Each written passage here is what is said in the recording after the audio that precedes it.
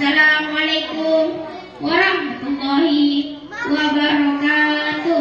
Waalaikumsalam warahmatullahi wabarakatuh. Yang saya hormati para dewan juri, yang saya hormati para guru pendidik, serta teman-teman yang bisa hadir di tempat ini. Hai teman-teman, apa kabar semuanya? Baik. Perkenalkan, nama saya Muhammad Hatidafa, perwakilan kelas 4. Teman-teman, mau nggak dengar cerita saya? Mau dong. Pada kesempatan ini, saya akan membawakan cerita yang berjudul Todilan. Alkisah di sebuah bukit yang bernama Napo di Kecamatan Malanipa, Kabupaten Polewali Mandar, Sulawesi Barat. Berdiri sebuah kerajaan yang bernama Kerajaan Malanipa yang dipimpin oleh Raja Malanipa. Sudah 30 tahun sang raja berkuasa, namun tidak mau turun dari tahtanya. Ia ingin berkuasa sepanjang masa. Raja Malanipa memiliki 4 orang anak, 2 putra dan 2 putri. Akan tetapi kedua putranya sudah dibunuh karena tidak mau mewariskan tahtanya kepada mereka. Pada suatu waktu sang permaisuri sedang hamil besar. Ketika itu Raja Malanipa hendak pergi berburu. Sebelum berangkat, Raja Malanipa berpesan kepada Panglima perang yang bernama Puang Moso. Raja Malanipa pun berkata, "Puang Moso, jaga permaisuriku yang sedang hamil besar. Jika aku belum kembali dan ia melahirkan seorang bayi laki-laki, maka bunuhlah anak itu." Puang Moso pun menjawab, "Ampun Baginda, segala perintah Baginda pasti hamba laksanakan." Setelah itu berangkatlah raja berburu. Keesokan harinya sang permaisuri melahirkan seorang bayi laki-laki yang sangat tampan. Namun anehnya, lidah bayi itu berwarna hitam dan berbulu, sehingga Puang Moso pun dilanda kebingungan. Ia berpikir keras untuk mencari cara agar bayi itu tetap hidup.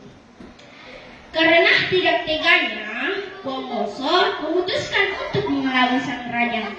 Ia menyembelih seekor kambing dan menguburkannya. Keesokan harinya, Puang Moso, Raja Malanipa pun kembali dari berburu dan langsung menemui Puang Moso. Raja Malanipa pun berkata, "Bagaimana keadaan permaisuriku? Apakah ia sudah melahirkan?" Puang Moso pun menjawab, "Ampun Baginda, sehari setelah Baginda berangkat, permaisuri melahirkan seorang bayi laki-laki. Sesuai perintah Baginda, hamba sudah membunuh dan menguburkan bayi." Raja Malanipa pun belum begitu yakin jika belum melihat langsung. Ia segera ke pekuburan istana dan setelah melihatnya, Raja Malanipa pun percaya. Takut rahasianya diketahui oleh sang raja, Puang Moso menitipkan anak itu kepada seorang pedagang yang akan berlayar menuju Pulau Salemo. Di Pulau Salemo, ia diasuh dan dididik oleh keluarga pedagang. Pada suatu hari, ketika ia memanjat pohon kelapa, tiba-tiba seekor burung rajawali raksasa menyambarnya lalu membawa terbang hingga ke goa dan ditemukan oleh seorang petani. Si petani pun segera melaporkan hal itu kepada Raja Goa. Raja Goa pun bertanya, "Di mana anak itu sekarang? Bawa ke sini, aku ingin melihatnya." Akhirnya Raja Nego merawat dan mendidik hingga mengangkatnya menjadi panglima perang dan memberi gelar Imam yang Muda. Sementara itu di kerajaan Malanipa sedang kacau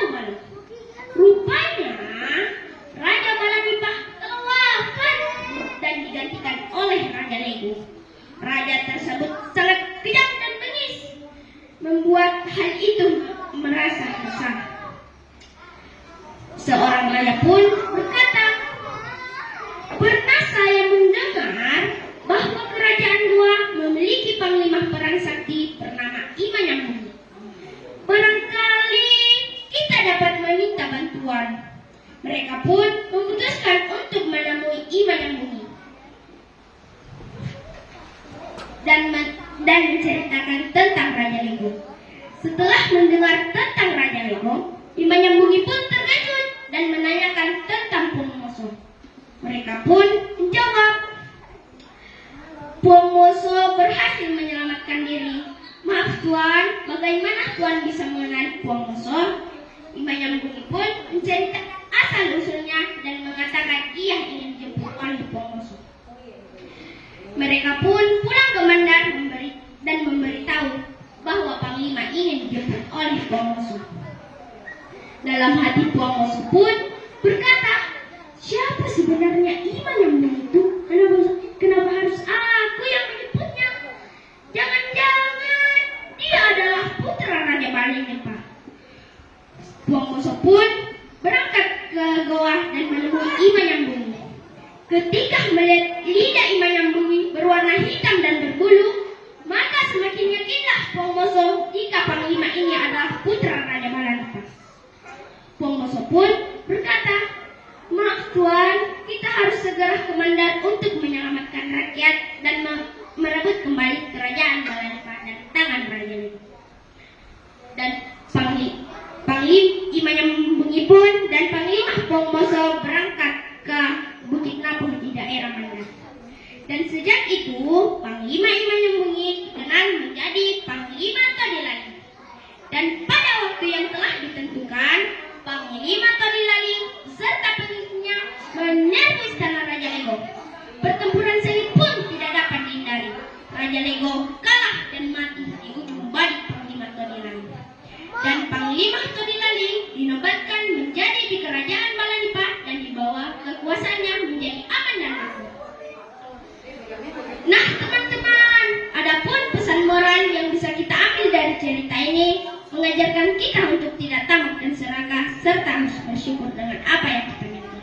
Sampai di sini dulu ya ceritanya. Semoga kita bisa bertemu di lain waktu. Sebelum saya mengakhiri cerita ini, izinkan saya menyampaikan sebuah pantun. Bunga mawar, bunga melati, Cakep. harum mewangi di pagi hari. Cakep. Jika juara harap hubungi. Wassalamualaikum warahmatullahi wabarakatuh. Waalaikumsalam warahmatullahi wabarakatuh.